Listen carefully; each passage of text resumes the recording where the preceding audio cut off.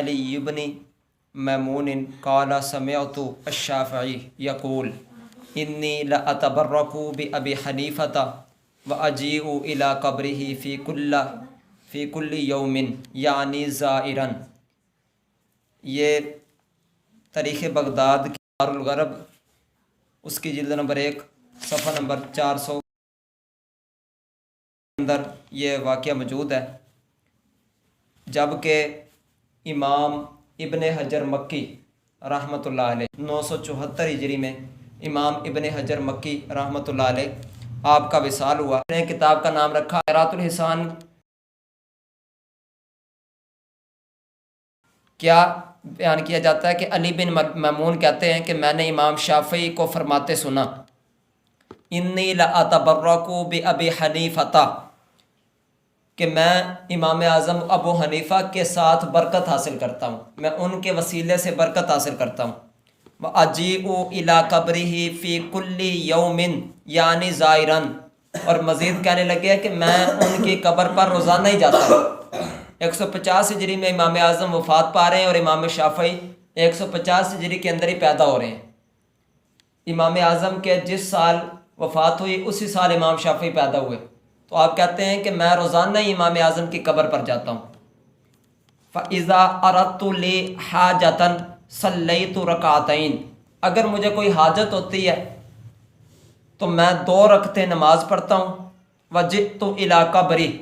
اور امام اعظم کی قبر کے پاس آ جاتا ہوں۔ وَسَأَلْتُ اللَّهَ تَعَالَىٰ الْحَاجَةَ عِندَهُ، اور امام اعظم کی قبر کے پاس اللہ سے مانگتا ہوں، یعنی گھر نہیں مانگتا، مسجد کے اندر جا کر نہیں، بلکہ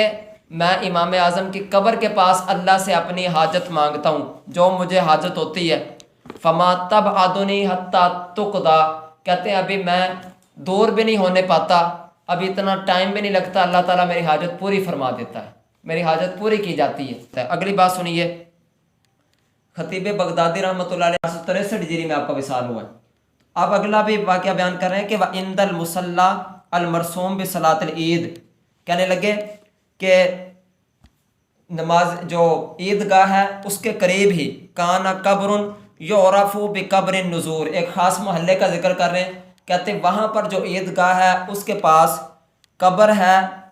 جس قبر کو پہچانا جاتا ہے کہ یہ قبر منظور ہے، یعنی یہ ایسی قبر ہے کہ جہاں پر منتیں پوری ہوتی ہیں، لوگ اپنی منتیں مانتے ہیں، منتوں والی قبر ہے یہ کہتے ہیں یہ مشہور ہے قبر، وہاں پر جو عیدگاہ ہے وہاں پر۔ وَيُقَالُ إِنَّ الْمَدْفُونَ فِيهِ رَجُلٌ مِّن وَلَدِ عَلِيِّ بْنِ أَبِي طَالِبٍ رضی اللہ تعالیٰ عنہ، اور کہتے ہیں کہ یہ کہا جاتا ہے کہ یہ بندے کس کی قبر ہے، اس قبر کے اندر حضرت علی بن ابی طالب رضی اللہ تعالیٰ عنہ آپ کی اولاد میں سے کوئی ہے، یعنی کوئی علوی ہے، علوی سید ہے کوئی جو اس کے اندر قبر کے اندر مدفون ہے۔ لوگ آ کر منتیں یہاں پر مانگتے ہیں یا کوئی مرادیں ان کی ہوتی ہیں تو اللہ کی بارگاہ میں دعا کرتے ہیں کہ اللہ ان کی قبر پر میں حاضری دوں گا، میری یہ حاجت پوری فرما، تو اللہ پوری فرماتا ہے، تو اپنی منتیں پوری کرنے یہاں پر آتے ہیں۔ اور پھر آپ نے کہا یتبرک الناس بزیارتہ، لوگ تبرک حاصل کرتے ہیں، برکت حاصل کرتے ہیں ان کی قبر کی زیارت کر کے۔ وَيَقْصُدُهُ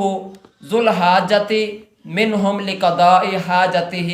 اور جو حاجت والے ہوتے ہیں، حاجت مند ہوتے ہیں، وہ اپنی حاجتوں کو پورا کرنے کے لیے ان کے مزار کا ارادہ کرتے ہیں، ان کے مزار پر آتے ہیں۔ تو یہ تو سارا کچھ ہی ثابت ہو رہا ہے، بعد میں یہ نہیں یہاں پر لکھا ہوا، میں ڈھونڈتا رہا ہوں کہیں پر نہیں لکھا ہوا کہ یہ سارا کچھ کیا تو جاتا ہے وَهَذَا حَرَامٌ، کہ یہ حرام ہے، اس طرح کے کوئی الفاظ کوئی نہیں تھے، لہٰذا وہ جو امام ذکر کرے ان کے نزدیک یہ سارا کچھ ٹھیک تھا، نہیں تو اپنی کتاب کے اندر لکھ کر اپنے لیے کیوں انہوں نے گناہ جمع کرنا تھا کہ لوگ یہ کام کریں میری کتاب پڑھ کے۔ تو ظاہری بات ہے جو کتاب لکھی ہے انہوں نے وہ اس لیے تو لکھی ہے کہ لوگ پڑھیں، یہ واقعات اس لیے تو لکھے ہیں کہ لوگوں کو معلومات حاصل ہوں، لوگوں تک بات پہنچے، نہیں تو اگر دل والی باتیں تھی تو اپنے دل میں رکھتے، کتاب کے اندر لکھ رہے ہیں تو یہ ساری باتیں آپ سمجھیے کہ ان کا بالکل عقیدہ یہی ہے، امام خطیب بغدادی کا بھی یہی عقیدہ ہے، اور آپ کے بہت بڑے بڑے شاگرد بھی ہیں، حدیث کے اندر بھی آپ نے بڑا کام کیا، بہت ساری کتابیں حدیثوں کی اقسام کے بارے میں خطیب بغدادی کی ہیں۔ احیاء العلوم، جس کا پورا نام ہے احیاء علوم الدین، امام غزالی رحمۃ اللہ علیہ، ان کا نام کیا ہے؟ محمد بن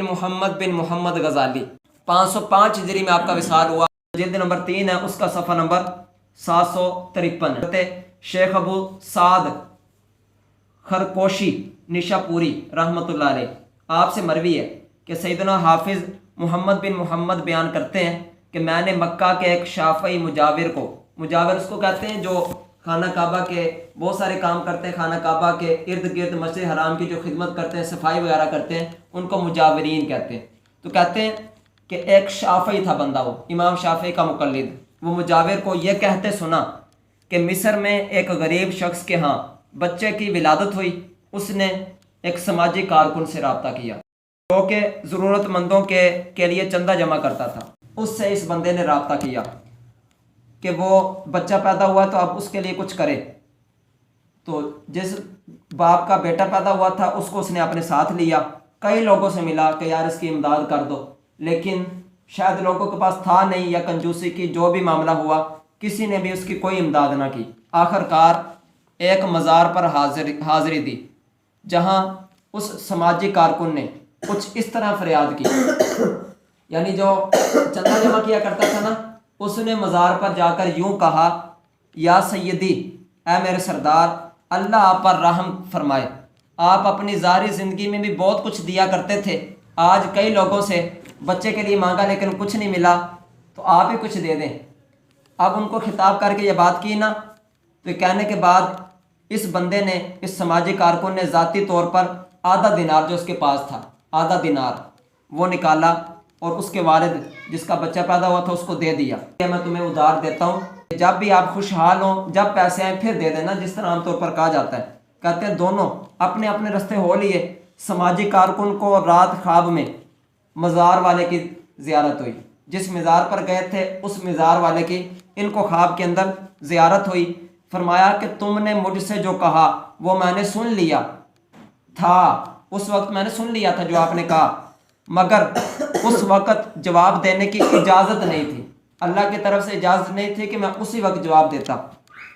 میرے گھر والوں سے جا کر کہیے انگیٹھی، ایک تو یہ ہوتی ہے نا کہ کچھ چیزیں رکھنے کے لیے ہم انگیٹھی بنا دیں، یہ والی نہیں، بلکہ جو چولہا جہاں پر جلایا جاتا ہے اور جس کے اندر آگ ڈالی جاتی ہے، انگیٹھی کے نیچے کی جگہ کھودیں، ایک